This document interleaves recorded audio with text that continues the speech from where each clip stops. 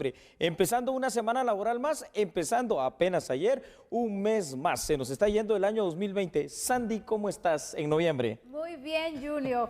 Muy bien, emocionada por iniciar este mes y por informarles a ustedes, y especialmente porque tenemos un mes cargado de mucha información. Mañana las elecciones en los Estados Unidos. Ah, qué bueno que dijiste eso, porque mañana, por cierto, edición especial y extendida de A la Medida. Usted esté pendiente porque vamos a estar precisamente transmitiendo todo eso y analizándolo al estilo de A la Medida acá en TN23. Y la cobertura que se va a tener todo el día en TN23 con distintos equipos desplegados, así que no pierda esa transmisión. Andrés Estrada también estará dándonos el análisis de los panoramas que se esperan para estas elecciones. Bueno, vamos a iniciar entonces con esta edición donde hablaremos un poco acerca de algunos temas nacionales que han dado mucho de qué hablar, Julio. ¿Y qué te parece si iniciamos con uno que tiene que ver con los centros carcelarios? Perfecto, claro que sí, Sandy, empecemos.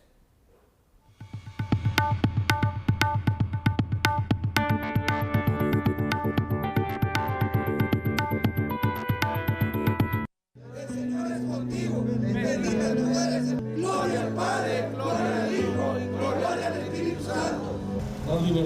Para agradecerle a Dios por la salud y la vida, los 2.341 privados de libertad de la cárcel Pavoncito en Fraijanes realizaron un acto religioso donde católicos y evangélicos elevaron sus oraciones a Dios. Este es el único centro carcelario donde el comité disciplinario ha logrado que reclusos de los 17 sectores compartan en conjunto para realizar diversas actividades deportivas y religiosas. Pero este lunes los unió la fe al Señor. Nosotros ponemos en las manos de Dios para que el mes que empieza sea de bendición, tanto como para los que estamos privados de libertad, de toda Guatemala y todo el mundo, y que bendiga también a nuestros hijos y a nuestra familia. Así pues les agradecemos tanto como a nuestro señor presidente, a nuestro ministro de Gobernación, viceministro de Gobernación, a nuestro director general, que los han apoyado, y gracias a Dios pues estamos aquí cumpliendo una condena, pero estamos con la protección de Dios, la bendición de Dios, agradecidos con nuestro Señor Jesucristo, porque a pesar de que está regado este virus en todo el mundo, nosotros aquí estamos sanos, porque creemos que nuestro Señor Jesucristo extendió su mano de misericordia sobre todos nosotros por todo lo que hacemos en su nombre aquí en Pavoncito. Además de promover la fe en privados de libertad, también reciben una preparación académica en la cárcel. Tenemos acá el orden porque realmente hemos implementado el respeto y la seguridad en este lugar. Tenemos un instituto donde se dan clases de bachillerato, de CONALFA, y también tenemos una coordinadora de deportes, donde también tratamos la manera de inculcar a nuestros compañeros a la reinserción social, ¿verdad? Y tratando la manera de que cada día seamos mejores. No solo educación, sino también cultivando la fe dentro de la población. Así es, claro, primeramente pues honrando el santo nombre de nuestro Señor Jesucristo. Por eso hacemos una oración cada principio de mes para honrar el santo nombre de Dios, y siempre nos ponemos en las manos de Él. Como dice la palabra, solo Dios es el único que juzga nuestros pecados y actuaciones. Estos reclusos reconocen que el Creador del mundo ya los perdonó de sus pecados y del delito que cometieron, aunque la población los rechace y los juzgue. Tienen muchos proyectos. Qué bonito realmente el hecho de poder observar lo que estamos viendo en pantalla. Finalmente algo positivo que hablar del sistema penitenciario. Y vamos a ver estos datos, analicémoslos juntos, por favor. Sandy, el artículo 18 de la Declaración Universal de los Derechos Humanos establece que toda persona tiene derecho a la libertad de pensamiento, de conciencia y también de religión o de culto. Este derecho incluye la libertad de cambiar de religión o de creencia, así como la libertad que estamos viendo aquí, manifestar su religión, manifestar su creencia de manera individual, dice, o colectivamente. Guatemala es un país bastante abierto con respecto a esta libertad religiosa. Se le permite a las personas practicar sus creencias, religión o fe sin miedo que el Estado las persiga por ello. El estar privado de libertad, y me refiero precisamente a los que estamos viendo en pantalla, a los comúnmente llamados presos, solo les limita el derecho humano a la libre locomoción. Las actividades educativas, lúdicas y religiosas están permitidas y, más bien te diría, son beneficiosas. Realmente son actividades que les ayudan también para poder reflexionar, Julio, tener un acercamiento, sin importar de qué religión sean. Así Creo es. que muchas personas que enfrentan un proceso como esto pasan momentos espirituales muy débiles y que al final puede ayudar. ¿A cuántos de nosotros una oración, por ejemplo, no nos levanta en un momento débil? Por eso creo que es una parte que no se tiene que dejar por un lado y tampoco decir, bueno, como ellos están condenados o ellos están acusados de cometer un delito, no tienen derecho a acceso a la religión. Eso no debería ser. Pero correcto. Indirectamente se les ha alejado, Julio, cuando deberían de acercarlos aún más, porque sabemos que una persona puede cambiar.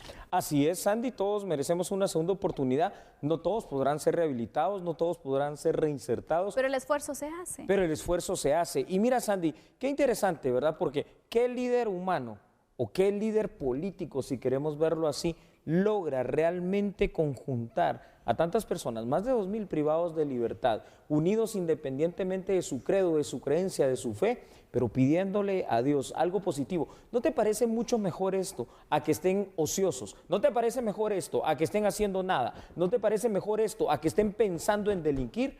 Yo prefiero totalmente este tipo de actividades porque allí es donde vas a poder encontrar la paz y la tranquilidad, no solo en el ser humano privado de libertad, sino que hasta cierto punto hasta en la seguridad, porque durante el tiempo que esta gente esté ocupada haciendo algo, en religión, en estudio, en trabajo, en cualquier otra cuestión, menos van a pensar en delinquir. Aparte de este punto religioso, que qué bueno, la verdad, que se realizó esta iniciativa, es necesario que también les puedan ayudar con distintas charlas, Julio, claro, a nivel psicológico, en diferentes puntos de vista, para que de esta manera también ellos puedan ir captando esos mensajes, porque creo que es importante que puedas fortalecer, que puedas darles a conocer que no necesariamente porque cometieron un delito significa que pues eso ya los va a marcar, sino que busquen cambiar, busquen que al momento de salir también de la cárcel pues puedan retomar su vida y de esta manera también aportar a la sociedad positivamente. Así es, positivamente. Ya el error humano que ellos hayan cometido lo están pagando, lo están purgando ahí con una pena. Ahora yo sé, porque aquí hay que ser muy realistas, Sandy. Si tú haces, que por qué haces, y si no haces, que por qué no hiciste. Mucha gente estará diciendo, sí, pero es que la pandemia, el COVID-19, el distanciamiento social. Usted vea las imágenes, hasta más disciplinados están los privados de libertad con su mascarilla, con sus caretas. Lo que faltó, y evidentemente faltó, pero es por una cuestión de espacio, es el hecho de que pudiese haber un mayor distanciamiento social. Yo creo que aquí este tipo de actividades no debe frenarse, sino que lo que debe de hacer es hacerse segmentada para no juntar a tanta gente, sino que en 2 o 3 cultos, servicios o como le queramos llamar al día, por ejemplo, si es el día domingo. Así es, se tiene que priorizar el tema de las medidas de bioseguridad, porque sabemos que en este momento también es muy importante que se sigan manteniendo, Julio. Ellos le daban gracias a Dios por alejarlos del COVID-19, sí. Pero también no se deben olvidar entonces esas medidas. Yo estoy de acuerdo, hay que organizarse, si se van a realizar estas actividades, que se tome en cuenta esos grupos y el distanciamiento social también, que es algo muy importante. Totalmente cierto. Permíteme presentar más datos, por favor. Y aquí con nuestra producción estamos viendo, muchísimas gracias en pantalla, lo que tenemos para decirle. En las prisiones es mejor que los privados de libertad puedan tener todo tipo de opciones para poder invertir de manera productiva su tiempo, pues una mente ociosa es proclive a delinquir. Además, las funciones esenciales de la ley del régimen penitenciario son mantener la guardia y la custodia del privado de libertad, facilitando, dice el artículo 1 y 2 de esa ley, la rehabilitación para su reinserción social. Podemos ver en estas imágenes a más de 2.000 privados de libertad de Pavoncito que tuvieron la oportunidad de participar en un acto de carácter religioso. Hubo mascarillas, pero entiendo, no hubo distanciamiento social, eso no se puede negar. Este tipo de actividades son más productivas y son más edificantes que el simple hecho de no hacer nada, que es lo que hacen todos los días dentro de las cárceles. Solo debe observarse el cuidado de hacerlo, como decía, fragmentado y tratar en lo posible de mantener el distanciamiento social, bien por las autoridades, en este caso del sistema penitenciario, bien por las autoridades religiosas que también ahí estuvieron presentes y bien al final de cuentas por los privados de libertad que decidieron participar. Ojalá que otras organizaciones también, Julio, se puedan sumar a iniciativas como estas, porque veamos, se habla mucho del tema de la reinserción social. Así se es, habla mucho. pero ¿cómo, verdad? Pero ¿cómo se hace? ¿Pero cómo? Decir y hacer son cosas muy diferentes. Así es. Así que mientras el privado de libertad, y con esto vamos a finalizar, tenga la opción de estar ocupado, de estar trabajando, de leer un libro, de atender a otra persona o de atender su corazón, su mente, su alma en las cuestiones espirituales, bienvenido sea por ello, porque ahí habrá más posibilidad de tener paz, tranquilidad, seguridad y obviamente alguna posibilidad de rehabilitación y posterior reinserción social. Damos por concluido este tema, Sandy. Así es, vamos a hacer una pausa, pero al regresar hablaremos acerca del panorama que se tiene con las elecciones de los Estados Unidos mañana, así que no se lo pierda porque tenemos este análisis. Y te digo otra cosa, también hay otro tema interesante, usted no se debe perderlo, el hecho de una ONG por ahí que ya fue aprobada por Ministerio de Gobernación, pero el presidente Yamatei dice no. ¿Por qué la polémica? Ya lo veremos. Después de la pausa, acompáñenos, por favor. Así que no cambien, somos... La expectativa es de que se endurezcan las políticas migratorias en Estados Unidos, que sí mantienen relevancia, y en especial con Guatemala. Entonces miraríamos una continuidad de la política migratoria de la administración Trump por los próximos 4 años y quizás en una forma más endurecida. Ahora, en el caso que el presidente Biden, pues él ya dijo que va a modificar totalmente la política migratoria en Estados Unidos, lo cual va a ser más favorable hacia los migrantes que se encuentran ya en Estados Unidos, porque anunció que iba a reducir las deportaciones. El enfoque de la administración Trump ha sido más financiar al sector privado para generar empleos, para generar inversión a través de los acuerdos como el del DFC, y la tradición demócrata es más financiar a ONGs y a, digamos, proyectos de índole social más que de índole privado. Entonces realmente sí hay diferencias, buscan el mismo enfoque pero con diferentes métodos para alcanzarlos, ¿verdad? Habría que ver, digamos, en caso quedara el candidato Biden y quedara con una mayoría demócrata, la política exterior que va a aplicar para nuestro país, que ya sabemos que los ejes que no van a variar tanto son en materia de seguridad, en materia de prosperidad, en materia de fortalecimiento del Estado de Derecho y la lucha contra la corrupción. Estos son ejes transversales que tiene Estados Unidos hacia Guatemala que no van a tener mayor cambio. Trump versus Biden, cara a cara. Antes de entrar a ver los datos, le digo lo siguiente, y esto es algo que mucha gente dice, opina y que no deja de tener razón. Si Estados Unidos estornuda, el resto del mundo se resfría, y en Guatemala a veces hasta pulmonía nos da. Así que analicemos con datos, por favor, este importante tema para nuestro país. Ahí están en pantalla. Guatemala y el mundo entero, Sandy, estamos pendientes definitivamente del resultado de las elecciones estadounidenses que enfrentan a dos septuagenarios literalmente contundentes como lo son Donald Trump y Joe Biden. Mucho se ha dicho, mucho se ha afirmado y hasta hay que decirlo, Sandy, mucho se ha especulado sobre el resultado de mañana. Sin embargo, lo más prudente es mantener la calma y la expectativa. El sistema político norteamericano de colegios electorales es a veces difícil de entender para nosotros los latinos que estamos acostumbrados a un sistema derivado del derecho romano más directo. A pesar que las encuestas nacionales en Estados Unidos favorecen aparentemente a Joe Biden, ambos contendientes tienen abierta la oportunidad de ganar. Recordemos el caso de las elecciones 2016. Todas las encuestas prácticamente decían que Hillary Clinton ganaba y Hillary Clinton obtuvo más votos, pero el presidente terminó siendo Donald Trump, que terminó ganando los colegios electorales principales más importantes y más numerosos.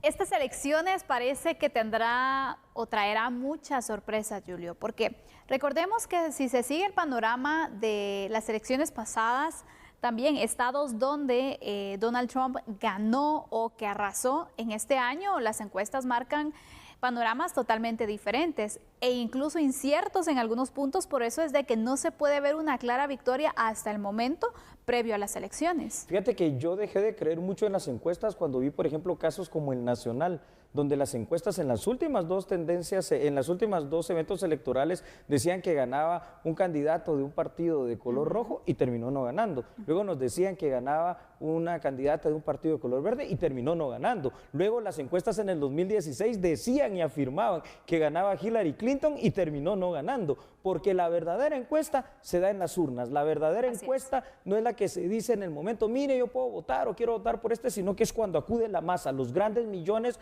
en este caso de estadounidenses, y dan su veredicto final sobre la aprobación o no del gobierno de Donald Trump, y si hay aprobación, pues le dan la confianza a Joe Biden. Los discursos son totalmente distintos. Muy diferentes. Un discurso agresivo, pro economía de Donald Trump, y un discurso bastante conservador que habla Biden, que dice que va a tratar de dar ciudadanías a los ciudadanos latinos. Pero eso, dejémonos de situaciones idílicas. Eso realmente en la práctica es muy difícil, pues, lograrlo. Recordemos que se trata de una campaña también. Julio, pero sin embargo, en las elecciones pasadas se daba algo que en encuestas, por ejemplo, habían estados en los que sí mostraron abiertamente el apoyo a Donald Trump y Correcto. fueron los que lo llevaron también y al final pues lo llevaron a la victoria. En esta ocasión podemos ver que sí hay un poco de incertidumbre. Total. Estamos sí, viendo sí. qué tanta participación se puede tener también, Julio, porque recordemos, también van a ser unas elecciones con un panorama, un contexto de pandemia. Sabes que a mí en una ocasión uno de mis maestros me enseñó algo, fíjate, Sandy, y nunca se me ha olvidado en la vida. Me dijo, no creas todo lo que veas en una entrevista, en un documental, en una revista, en un periódico, porque siempre va a tener un sesgo. Y cuando vemos las encuestas y los comentarios, por ejemplo, de cadenas como CNN, como Fox, cada una de ellas tienen un sesgo, ya sea una va hacia los demócratas y otra hacia los republicanos. Y entonces esto es bien difícil, pero lo que sí es cierto, que esas encuestas, aún confusas o no, con toda esta información... Como resultado de debates, por ejemplo. Como el resultado de los debates. Exacto. Para unos arrasó Trump, para otros fue patán y Biden fue el que ganó esos debates. Pero sí es cierto que al menos en los números, esos de encuestas, te digo yo, sí se mira que hay estados que están muy peleados y que son estados claves. ¿De qué hablo? Por ejemplo, de Texas, hablo de Iowa, hablo también de la Florida. Recordemos que ya pasó con George W. Bush cuando hubo que hacer un reconteo de votos en la Florida y prácticamente un voto al final de cuentas, como 3, 4 días, fue el que lo llevó a la presidencia. Porque ganó no por el voto, ganó por el colegio electoral, el número de votos que representa la Florida. Vemos que los temas que mucho se ha estado hablando es economía, migración y por supuesto también pandemia. Fueron los temas que han arrasado incluso en los debates, Julio, y son puntos en los cuales también la ciudadanía norteamericana tiene mucha importancia o les interesa conocer qué se piensa hacer, porque son economía golpeada en Estados Unidos. Así y aparte de eso nos afecta, como tú bien lo decías, a varios países. ¿Y cómo no nos va a afectar a nosotros si para muchos países como México, Guatemala y el Istmo Centroamericano, sobre todo el Triángulo Norte, terminamos siendo literalmente el patio trasero de Estados Unidos? Es decir, esa parte más cercana con las cuales debería de haber quizás hasta una mejor relación política, económica y comercial, y donde por el contrario, por ejemplo, vemos políticas que así es la política estadounidense. Todos hablan, por ejemplo, del presidente Barack Obama, pero Barack Obama, aún siendo demócrata, fue el presidente que en la historia de Estados Unidos más guatemaltecos deportó y mandó de regreso. Así es. Entonces todos hablan de Donald Trump con el tema del muro, con el tema de la política en contra de los inmigrantes, sobre todo centroamericanos, y estamos viendo que al final de cuentas termina siendo una demagogia similar para ambos partidos, pero sí allá habrá que ver qué es lo que dentro de las dos opciones más le conviene a Guatemala y sobre todo más le conviene a los casi 3 millones de guatemaltecos que viven en Estados Unidos. Sin duda una de las elecciones que atrae la atención mundial, porque sabemos que pues, las relaciones comerciales que se tienen también en Estados Unidos es una de las grandes potencias y que obviamente entonces el resultado que se pueda tener puede depender para ciertos proyectos, para ciertas políticas que se puedan continuar o que se puedan pues debilitar también, Julio. Por eso es la importancia y por eso nosotros también le tenemos a usted detalle a detalle de este proceso y mañana, por supuesto, también vamos a estar en esa transmisión. Así es, vamos con otros datos, por favor, porque son importantes para este análisis. Aquí están en la pantalla y por favor, escuche usted. Entre las fortalezas de Joe Biden, el candidato demócrata, Promete un mejor manejo de la pandemia del COVID-19, también ha prometido un enfoque en la unidad de los Estados Unidos y menos antagonismo contra los migrantes. Esas, digamos, que son tres de las grandes promesas de campaña de Joe Biden. Por su parte, Donald Trump ofrece continuar con el fortalecimiento y el crecimiento de la economía estadounidense. Prometió también una política migratoria dura, es decir, el continuismo de lo que él ya dijo desde su primera campaña, y también continuar con las acciones que ya van sobre la marcha dentro de su gobierno, con la política exterior y la política interna.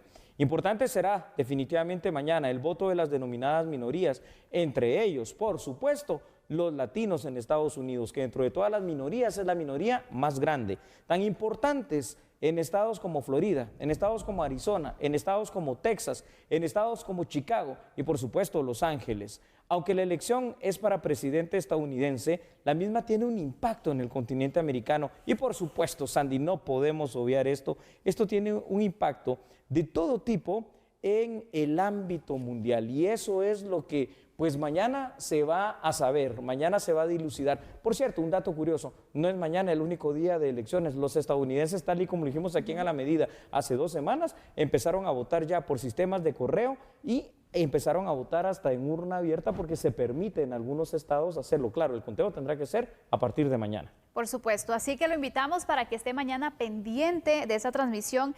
Durante todas las emisiones vamos a tener el recuento un poco acerca de los panoramas que se tienen en distintos estados, pero en la emisión de A la Medida vamos a tener un programa extendido para darle a usted entonces los datos finales, cómo es que marcha este proceso, así que aquí lo vas a ver. No se lo pierda. Aquí lo vamos a analizar y para qué se va a ir a otro lado. Si aquí va a estar precisamente la licenciada Sandy Monroy, el licenciado Andrés Estrada de Apuntes del Mundo con toda su experiencia y por supuesto su servidor allí también apoyando a los grandes colegas. Le pregunto a usted ya casi para ir finalizando este tema, ¿Trump o Biden? ¿Cómo mira usted la situación? ¿Demócratas o republicanos? Sea como sea, va a ser una situación importante para Estados Unidos, para el mundo y también para nuestro país. Así que no podemos perdernos ni ser ajenos a este tema que hoy por hoy y mañana todavía y pasado será el tema de los temas. Por supuesto, así que vamos a hacer una pausa en este momento. Regresando hablaremos acerca de una polémica que se ha generado en nuestro país, Julio. Planned Parenthood ha sido aprobada aquí en Guatemala, pero está siendo atacada y casi vetada, te diría yo. ¿Qué es?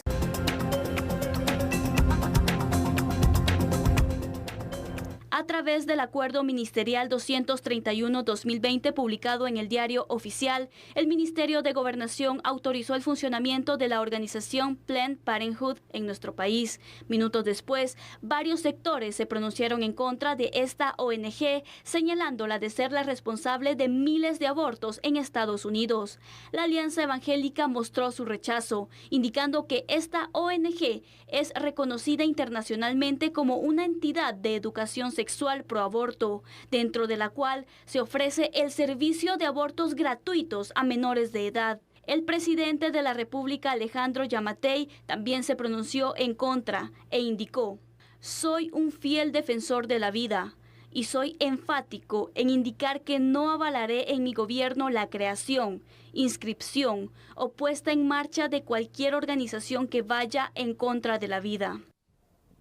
Y vaya, si no es polémica, yo quiero recordarle algo y partir de una base. Dice la Constitución Política de la República de Guatemala que se organiza para proteger la vida, en primer lugar, del ser humano individual y luego la vida de la familia. Dice el artículo 3 de la Constitución que se protege la vida del guatemalteco. Dice el artículo 3 de la Declaración Universal de los Derechos Humanos que la vida es uno de los derechos humanos. Dice el artículo 2 de la Constitución que los 6 deberes del Estado, el primero de ellos es proteger la vida. Con ese preámbulo legal, que espero haya tomado nota de él, porque no da tiempo de repetirlo, vamos al análisis con los siguientes datos, si usted lo tiene a bien. Hagámoslo juntos entonces. A ver, polémica. Por supuesto, Sandy, qué polémica, porque la ONG Planned Parenthood Global Guatemala es señalada por promover el aborto. De hecho, así lo promocionan en su propia página, ¿no? Porque ellos son estadounidenses. El presidente afirmó que anulará su creación como ONG.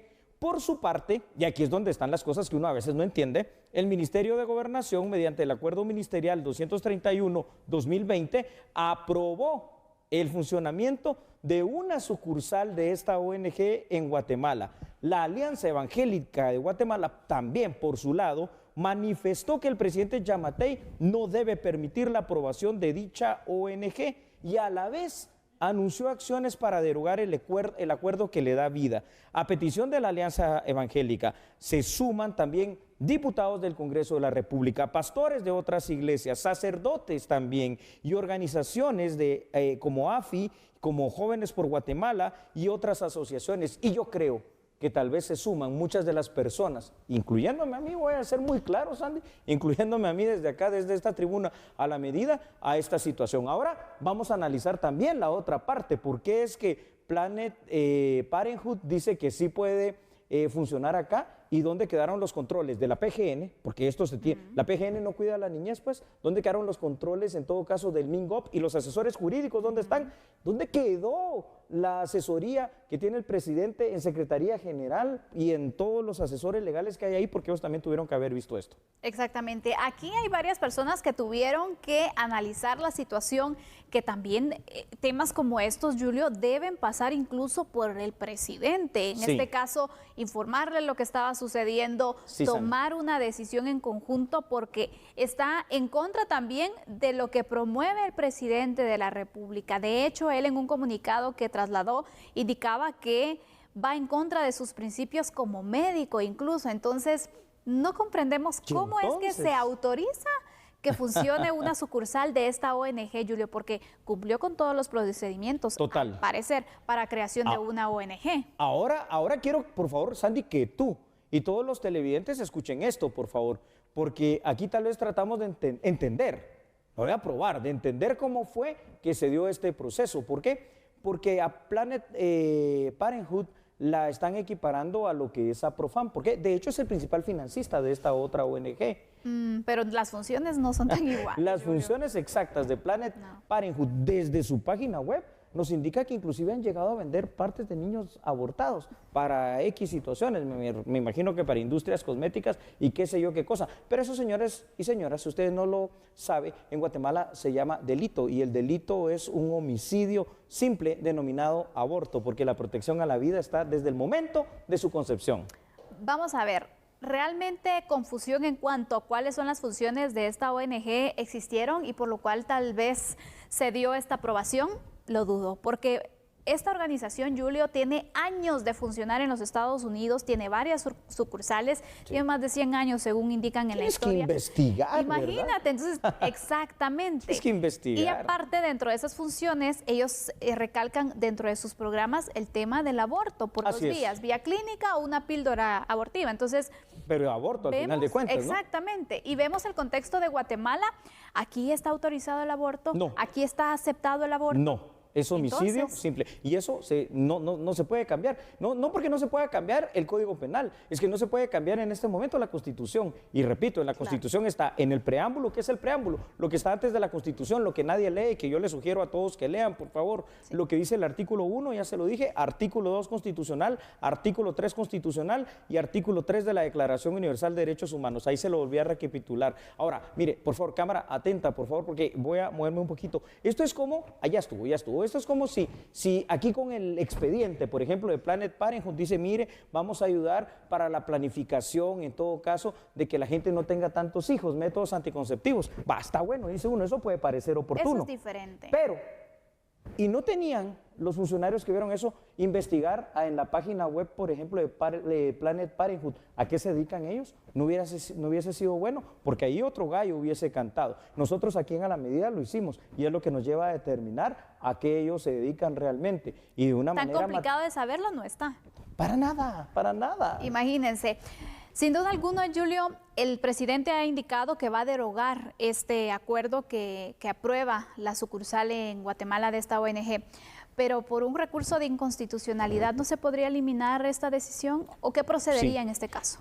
Proceden los amparos, por ejemplo, por materia constitucional, procede la inconstitucionalidad, procede el artículo 44 el artículo 175 y el artículo 204 de la Constitución, colisión de derechos humanos, derecho a la vida, derecho a la muerte, porque el aborto es derecho a la muerte, es como con la pena de muerte realmente, solo que aquí no de un criminal, sino de que es alguien que apenas fue concebido, que no ha hecho absolutamente nada. Entonces, por el momento, como lo que está tipificado, protegido, avalado, hasta por los mismos tratados internacionales de derechos humanos, que siempre los defensores de derechos humanos lo están recalcando, es el derecho a la vida, ¿no? Ahí yo también tengo un paréntesis. Derecho a la vida que debe ser respetado, pero para los criminales que se dedican a extorsionar, a matar, ahí habría que hacer otra cosa. Pero no es el tema de hoy, así que voy a cerrar este paréntesis. ¿Me permites presentar más datos? Adelante, Julio. Claro que sí, por favor, allá con el apoyo de la producción, aquí están. Vea usted esto, por favor. Y es que, a ver, ¿qué dice Planned Parenthood? Ellos nos dicen que son una organización de origen estadounidense, que en el 2016 cumplió ya 100 años de trabajo y que se hace llamar proveedor confiable de servicios de salud reproductiva. Hasta ahí no parece malo, ¿no? Hasta suena muy bien. En su página web afirma que su trabajo consiste en brindar educación sexual y reproductiva para decenas de miles de mujeres, hombres y jóvenes y proveer anticonceptivos. Digamos que hasta ahí tampoco sonaría muy mal y hasta pudiera ser eventualmente un buen tema el de la salud reproductiva. La parte más polémica es que en los países donde se permite la ONG y se afirma que se dedica a aumentar el acceso a tratamientos por complicaciones de un aborto inseguro, como le llaman ellos, y elevar el acceso a una atención segura del aborto, cosa que en Guatemala no es posible, es ilegal. Solo debemos recordar que el Código Penal guatemalteco, se lo digo una vez más, tipifica el aborto como un homicidio simple, y es que la pena va hasta los 12 años de privación de libertad. La única forma en que en Guatemala se permite el aborto es el aborto terapéutico. ¿Qué significa? Cuando a través del aborto por preeclampsia, que es presión alta, o cualquier otra enfermedad que produzca en sí el aborto como tal en el cuerpo de la mujer corre el riesgo hasta de morir. Entonces, ¿qué se privilegia? Se privilegia en los primeros meses, las primeras semanas realmente la vida de la mujer, porque se supone que después va a poder seguir gestando y concibiendo. De lo contrario, es simple y sencillamente para nuestra ley un delito. Así está el panorama entonces. De hecho, ya hay varias reacciones de organizaciones de la sociedad civil, de diputados del Congreso de la República, que de hecho incluso han planteado la posibilidad de poder interpelar al ministro de Gobernación y otros que solicitan su renuncia. Así es. Yo quiero finalizar de esta manera. Sé que muchos de ustedes, y ahorita sí voy a decirle, míreme y míreme bien, sé que muchos de ustedes estarán obviamente no de acuerdo con lo que es Planned Parenthood, y está bien, ¿no? Provida. Pero sé también, y voy a dejar mis lentes acá, que muchos de ustedes estarán diciendo, ¿qué está hablando este loco? Si mi cuerpo, mi decisión, como dicen muchos en el tema de las feministas, y las mujeres tienen derecho a hacerlo. Si de verdad tienen derecho a hacerlo, se imagina que lo hubieran hecho con usted, que lo hubieran abortado a usted, que usted no hubiese nacido, o que hubiesen abortado a uno de sus hijos. Solo piense en eso. La vida, en este caso, hablando de alguien que no tiene la culpa porque fue concebido, hay que privilegiarla. Y aquí en A la Medida nosotros apoyamos eso.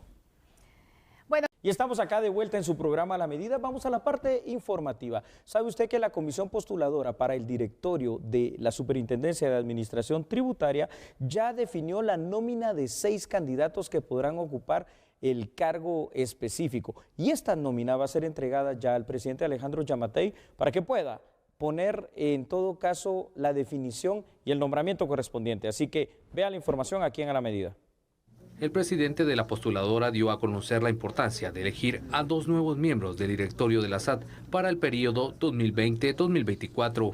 La importancia es altísima, como ustedes han visto. Estamos también en el proceso de aprobación del presupuesto general de ingresos y egresos de la República para el próximo año y se ha evidenciado, como todos los demás años, que el gran talón de Aquiles que tenemos es la recaudación.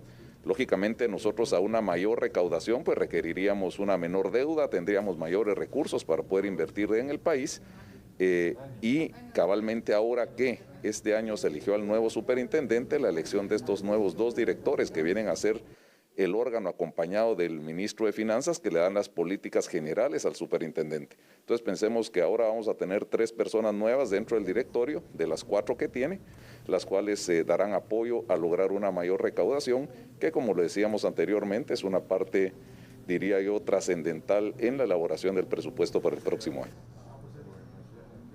El embajador de los Estados Unidos en Guatemala, William Popp, visitó por primera vez la Plaza de la Constitución. A menos de un mes de haber iniciado como embajador de Estados Unidos en Guatemala, William Pope visitó por primera vez el Centro Histórico Nacional.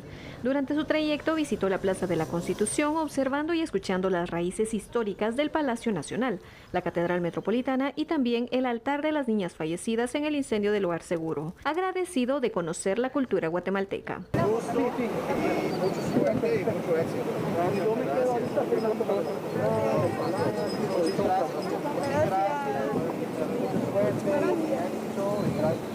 El embajador Pope disfrutó de alimentar a las palomas en la plaza central, como lo realizan muchos guatemaltecos y extranjeros en su visita al lugar emblemático. La finalidad de la visita era conocer y promover Guatemala al país que representa Estados Unidos. William Pope empezó en el cargo el 5 de octubre recién pasado.